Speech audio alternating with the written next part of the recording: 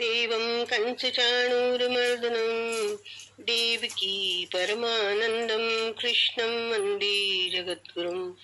मूकं करोति वाचालं पङ्गुलङ्घयते गिरिं यत्कृपातुमहं वन्दे परमानन्दं माधवम्।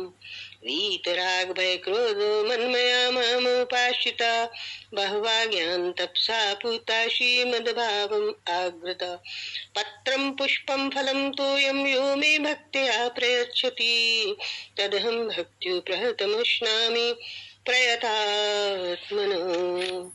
स्थाने ऋषिकेश तव प्रकीर्तया जगत्प्रहस्यत्यनुरज्यते च रक्षांसि भीतानि दिशो द्रवन्ति सर्वे नमस्यन्ति च सिद्धसङ्घ कस्माच्च तेन न मेरन्महात्मन् गरीयसी ब्रह्मणोऽप्यादिकर्ते अनन्तदेवेश जगन्निवास त्वमक्षरं सतत्परं यत् त्वमादिदेव पुरुषः पुराण त्वमस्य विश्वस्य परं निधानं वेत्तासि वेदं च परं च धाम त्वया ततं विश्वम् अनन्तरूप वायुर्यमोऽग्निर्वरुणः शशाङ्कः प्रजापतिस्त्वं प्रपितामहश्च नमो नमस्तेऽस्तु सहस्रकृत्वः पुनश्च भूयोऽपि नमो नमस्ते। नमः पुरस्तादथ पृष्ठतस्ते नमोऽस्तु ते सर्वत एव सर्व अनन्तवीर्यामितविक्रमस्त्वं सर्वसमाप्नोषि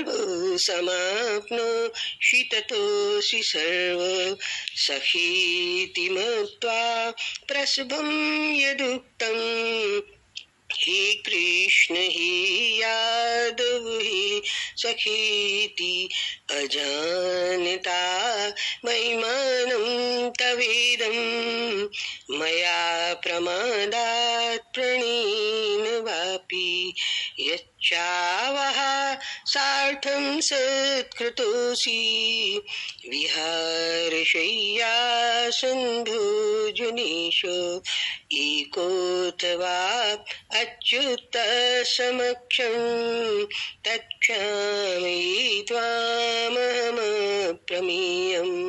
पितासि लोकस्य चराचरस्य त्वमस्य पूज्यस्य गुरुर्गरीयान् नातत्समोऽस्त्यवधिकः कुतोऽन्यो लोकत्रये प्रतिमो प्रभाव तस्मात् प्रणम्य प्रणिधाय कायं प्रसादे त्वामहमीशमीड्यम् पितेव पुत्रस्य सखीव सख्यु प्रियः प्रियार्हा सीदेव सोढुम् अदष्टपूर्व ऋषितोऽस्मि दृष्ट्वा भयेन च प्रव्यथितं मनोनि तदेव मे दर्शय देवरूपं प्रसीद देवेश जगन्निवास किरीटनं गदिनं चक्रहस्तमिच्छामि त्वां द्रष्टुमहं तथैव तेनैव रूपेण चतुर्भुजेन सहस्रबाहो भव विश्वमूर्ते।